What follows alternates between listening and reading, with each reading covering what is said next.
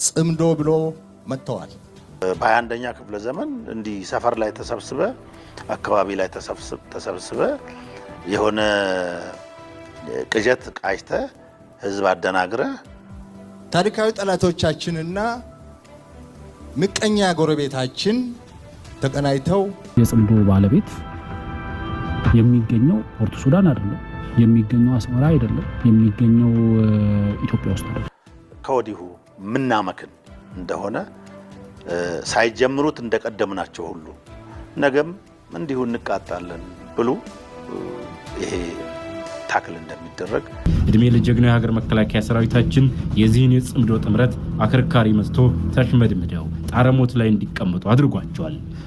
የውስጥ ባንዳ ቀጥረው ሀገራችሁን ለማፍረስ እየሰሩ ያለበት ጊዜ ነው። እኔ ዳይሬክተሩ የሚመስለኝ የሻዕቢያ መሪ ነው። ደራሲው ደግሞ የግብጽ መንግስት ነው። ተዋናዮቹ ደግሞ የኛ የዋሆች ናቸው። እድሜ ለመከላከያ ሰራዊታችን አከርካሪያቸውን መጥቶ ተሽመድምደው ጣረሞት ላይ ያሉበት ጊዜ ነው። ማሽን ኦልሬዲ ራሱን ሰልፍ ዲፊቲንግ በሆነ መልኩ ራሱን በልቶ ጨርሷል። ሁሉንም ነገር ዋሽቶ አሁን እውነት እንኳን ቢናገር መታመን የማይችልበት ደረጃ። ለምሳሌ ሰሞኑን ይዘው የመጡት ጦርነት ይቆም የሚል በጣም በረቀቀ ሁኔታ ጦርነትን የሚወድ ህብረተሰብ እንደሌለ ይታወቃል። ጦርነት ይቆም የሚለውን አጀንዳ ሰው ይቀበለናል ብለው ነገር ግን በተዛባ ሁኔታ ጦርነት ፈላጊው በስልጣን ላይ ያለው መንግስት ሳይሆን ሌሎች ኃይሎች እንደሆኑ አድርጎ የማቅረብ ዘመቻ ጀምረው ነበር። በጣም የሚገርምህ ያኔ የሰራነው ስራ ውጤት ማምጣቱን ያየሁትኝ በዚህ ሂደት ነው። አዎ ጦርነት እንዲቆም እንፈልጋለን፣ ግን አገዛዝም አብሮ መውደቅ አለበት የሚል በጣም ብዙ ምክንያታዊ የሆነ ድምጽ ሰምቻለሁ። አየህ፣ ህብረተሰብን ማብቃት ይሄ ነው፣ ማንቃት ይሄ ነው።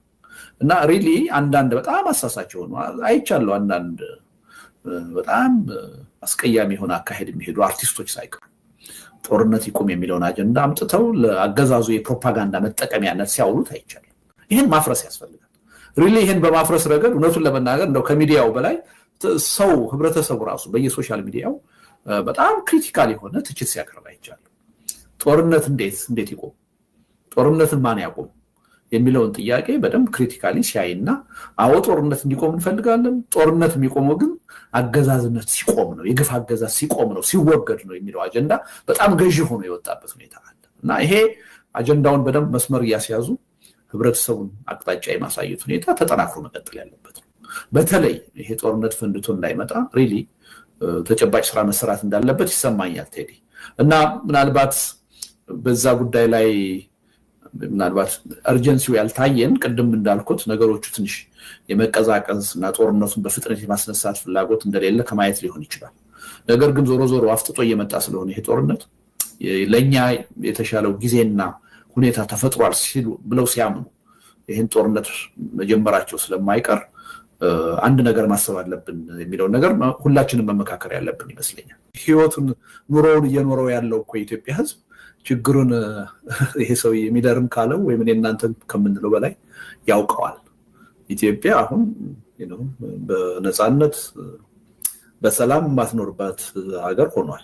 ከምርጫ ያሸነፈ አገዛዝ መሆን እንዳልቻለ ነው የምናገኛቸው መረጃዎች የሚያመለክቱት። ለመስከረም መጨረሻ መንግስት መሰረታለሁ ብሎ እየተዘጋጀ ያለው አብይ አህመድ በሚቀጥሉት 3 ወራት ውስጥ ርብርብ አድርጉ ብሏቸዋል። በተለይም ደግሞ ለምክክር ኮሚሽኑ ለብልጽግና ከፍተኛ ማዕከላዊ ኮሚቴ አባላት በሚቀጥሉት 3 ወራት ውስጥ ብዙ ስራ መስራት አለብን፣ ዝም ብለን መንግስት በመሰረት አንችልም፣ ለውጦች ማምጣት አለብን ብለዋል። ምን አይነት ለውጥ ሊያመጣ እንደሚችል በዚህ 3 ወር ውስጥ የሚታወቅ ነገር የለም። የተወሰኑ የገጽታ ለውጦችና የጥገናዊ ለውጦች ሊያደርግ እንዳሰበ የኢትዮጵያን ህዝብም አሁንም በማዘናጋትና በመደለል አዲስ ፊትና አዳዲስ የሆኑ ነገሮችን በማምጣት ለሚቀጥሉት 5 ዓመታት በስልጣን ቆያለሁ የሚል 3 ወሩን እየጠበቀ ያለው ጅጅጋ ላይ የተሰበሰቡት የብልጽግና ባለስልጣናት ክልል ደረጃ የራሳቸውን ሚሊሻ በቶሎ እንዲያደራጁ፣ ራሳችሁን ተከላከሉ፣ ራሳችሁን ጠብቁ ተብለዋል። ከአብይ አህመድ አገዛዝ በኩል እንደሰማነው ከሆነ ወታደራዊ ጀነራሎቹ በዚህ ሁኔታ መቀጠል አንችልም፣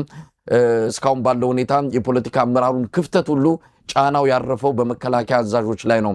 ያንንም ከዚህ በኋላ የምንቋቋመው አይደለም፣ እናንተ የፖለቲካ ሰዎች መፍትሄ ይፈልጉለት፣ በጦርነት ምን ዘልቀው አይደለም።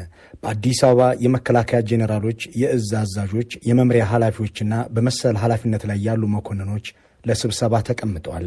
የስብሰባው አጀንዳ የሰራዊቱን ዓመታዊ ሥራ መገምገም የሚል ነው። ግምገማ ባሉት መድረክ ማጠቃለያ ላይ የጦሩ ጠቅላይ አዛዥ ጠቅላይ ሚኒስትር አብይ መጡ። ጥቂት ካብራሩ በኋላ ብሶታቸውን መዘርዘር ጀመሩ። እኔ ለእናንተ ስንት ነገር አደረግኩላችሁ። ማዕረግ ሰጠኋችሁ። መሬትና ቤት መርጣችሁ እንድትወስዱ አደረግኳችሁ። ስማችሁን በፓርላማ እየጠራሁ አወደስኳችሁ። በሄድኩበትና ባገኘሁት አጋጣሚ ሁሉ ስለ እናንተ ነው የማወራው። እናንተ ግን ስለ እኔ አታውሩም። ከእናንተ ውስጥ ስለ እኔ ማንም አይናገርም አሉና አይኖቻቸውን ወደ እኛ ልከው ጠረጴዛውን እንደበደቡት ይላል አንድ የስብሰባው ታዳሚ መኮንን። የጄኔራሎቹና የጠቅላይ ሚኒስትሩ የእሳቸውና የጦሩ ግንኙነት እንዲህ ባለ መልኩ የሚሰፈር ባድርጌልሃለሁና አድርግልኝ ቀመር የሚለካ ቢመስልም ጥያቄዎች ግን መነሳታቸው አልቀረም። እነዚህ ጄኔራሎች ያሰማሩት ሰራዊት በአራቱም አቅጣጫ በፈረቃ ሕዝብን የሚገድል፣ የሚያፈናቅል፣ የሚዘርፍ፣ የሚደፍር የሕዝብና የአገር ብሔራዊ ደህንነት ስጋት ነው የሚሉ ድምፆች ቢነሱም የለም ሰራዊቱ የኦነግ ሰራዊት ነው፣ ሸኔ ነው፣ የኦሮሞማ ጦር ነው በሚልም የሚቀሰቅሱ ሞገዱን ይዘውታል። መንግሥት በአንጻሩ የብሔር ብሔረሰብ ሰራዊት ነው ያለኝ ይላል። በዚህ ዝግጅት የዚህን ሰራዊት ባለቤት እንፈልጋለን። በእርግጥ ሰራዊቱ የማን ነው? አብራችሁን ስትቆዩ ለጥያቄው ማብራሪያ እንዲሰጡን የጠየቅናቸውን ሰዎች አስተያየትና ያገኘናቸውን መረጃዎች ትከታተላላችሁ። ለደቂቃዎች ከእኛ ጋር ቆዩ። ቀዳሚ ግብዣችን ነው። በፊልድ ማርሻል ብርሃኑ ጁላ ኢታማዦር ሹምነት በጠቅላይ ሚኒስትር አብይ አህመድ ጠቅላይ አዛዥነት የሚመራውን ሰራዊት የማን ሰራዊት ነው የሚለውን ጥያቄ ይዘን ስንገመግም የምንጠቀመው መመዘኛ 3 ነው። ከተቋቋመበት ህገ መንግስታዊ ምክንያት፣ ከተሰጠው ተልእኮና ከስብጥሩ አንጻር የሀገር መከላከያ ሰራዊት መመስረቱን የሚደነግገው የህገ መንግስቱ አንቀጽ 87 ሰራዊቱ የብሔር ብሔረሰቦችና ህዝቦች ተዋጽኦን ያካተተ እንደሚሆን ያስቀምጣል።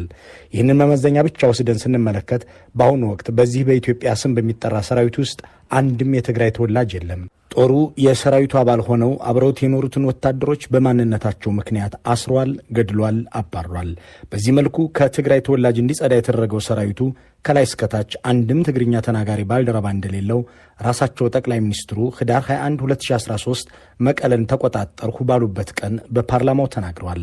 በማንነታቸው ምክንያት ባልደረቦቹን ከሰራዊቱ ያባረረ ያሰረና የገደለ ጦሩ እስካሁን የትግራይ ተወላጆችን መልሶ አላካተተም። ይህ ሰራዊት በቅድሚያ የትግራይ ተወላጅ የጦሩ አባላትን የመነጠረ በመሆኑ ቢያንስ ሰራዊቱ ሲመሰረት ጉልህ ሚና የነበረውን የትግራይን ህዝብ የማይወክል በማንነቱና በሚናገረው ቋንቋ እየለየ አንድን ማህበረሰብ ከውስጡ ፍቆ ካስወጣ በኋላ የኢትዮጵያ ሰራዊት ሊሆን አይችልም የሚለውን ክርክር ብዙዎች ይደግፉታል። ምናልባት በዚህ መልኩ ያባረራቸውና ያሰራቸው የሌላ ብሔር ሰራዊት አባላትም ሊኖሩ እንደሚችሉ የሚገምቱ አንድ አስተያየት ሰጪ የአገሪቱን ህዝብ መምሰል አለበት በሚል የተደነገገለትን ጦር ሰዎችን በብሔራቸው ምክንያት የማይቀበል ወይም የሚያሳድድ በመሆኑ የኢትዮጵያ ጦር ሊባል አይችላላችሁ። አንድ እንግዳ ይዘን ቀርበናል። እንግዳችን አርበኛ ንጉሱ ናቸው። አርበኛ ንጉሱ የአፋብን የወለጋ ቢዛሞ ቀጠና የአንሻ ሳይድ እዝ ሰብሳቢ ነው። አርበኛ ንጉሱ መስመር ላይ አለ። እንዴት አለ? ይሰማሃል? ይሰማል። ፕሮፌሰር ሰላም ጤና ይስጥልኝ። እንዴት ነህ? ደህና ነን እግዚአብሔር ይመስገን። አርበኛ ንጉሱ ዛሬ ደወልንልህ ሰሞኑን በወለጋ ላይ አገዛዙ መዋቅር በምን መልኩ ጥቃቶችን ይፈጽም እንደነበረ በዚህ ከኮሽ ሚዲያ ኔትወርክ ጋር አቶ ጀዋር ባደረገው ቃለ መጠይቅ ሌሎችም እንደዚሁ በርካታ መረጃዎች እየወጡ እንዳሉ እመለከታለሁና በዚህ ከአርሲ ግድያ ጋርም ተያይዞ እንዴት አገዛዙ የአማራን ማህበረሰብ አንዴ በክርስትና እምነት አንዴ በብሔር ማንነቱ ያጠቃ ተመሳሳይ ማህበረሰብ ግሩፕ ላይ የማህበረሰብ ቡድን ላይ ነው ከፍተኛ ጥፋትን እየፈጸመ ያለው በሁሉም አካባቢዎች ላይ። ከዚህ ጋር ተያይዞ እንግዲህ ይህንን ቃለ መጠይቅ የሰማኸው እንደሆነ ተስፋ አደርጋለሁ። በዛ ላይ በርካታ በወለጋም ሲሰሩ የነበሩ ነገሮችን በተመለከተ በርካታ ጉዳዮችን አንስቷል። የተነሱትን ጉዳዮች ክላሪፋይ ማድረግ እና የሀሳብ ጥራትን መፍጠር ተገቢ ነው ብለን ስለምናምን ነው ይህንን ቃለ መጠይቅ ለማድረግ የፈለግነው ካንተ ጋር አርበኛ። እንግዲህ ቃለ መጠይቁን በመጀመሪያ ሰምተኸዋል ወይ ከሚል ጥያቄ ልነሳና ሰምተኸው ከነበረ እስኪ እሱን አረጋግጥልኝና ጥያቄዎችን አስከትላለሁ። ደጋግሜ አዳምጬዋለሁ። በተለይ ወለጋን በተመለከተ አዳምጬዋለሁ። በደንብ ነው ያዳመጥኩት እና ስለ ወለጋ እውነት ለመናገር ጀዋር እውነት ነው ፖለቲከኛ ነው። ብዙ መረጃዎች የመረጃ ምንጮች ሊኖሩት ይችላሉ ካለው የትግል እንትን አኳያም እድሜ አኳያም ብዙ መረጃዎች ሊኖሩ ይችላሉ። ግን አብዛኞቹን በትክክል አይደለም። በተለይ ከሸኔ ጋር ተያይዞ ያላቸው ነገሮች ብዙዎቹ እውነት ናቸው። ከአማራው ማህበረሰብ እና ከነበረው ጥቃት ጋር ተያይዞ ከአማራው ማህበረሰብ ላይ ተለይቶ ከሚደረገው ጥቃትና እሱን ደግሞ የመከላከል ስራ የሰራንበት አካባቢ ላይ ያለው በመረጃ ደረጃ የሰበሰበው ሳይሆን መሆን ያለበት ይሄ ነው ብሎ ራሱ ባለው በራሱ ጊዜ በወሰነው ወይ ደግሞ ይሄን ህዝቡ ሰው መቀበል አለበት ይሄን በዚህ መልኩ ነው መሆን ያለበት ብሎ በወሰነው በራሱ ሐሳብ ነው እንጂ ምንጩ ትክክል አይደለም። በተለይኛም በተመለከተ ያነሳው ማለት ነው። ይሄ ከምን አንፃር እንደሆነ ያው ተመልካችም አይማጭም የሚወስነው ይሆናል። እሱን ያው በሰፊው እመጣበታለሁ። ያው አዳምጬዋለሁ። ከተው ግን ትክክል አይደለም። እኛም በተመለከተ 100% የራሱን ቢሆን የሚለውን መሆንም ያለበት ይሄ ነው ብሎ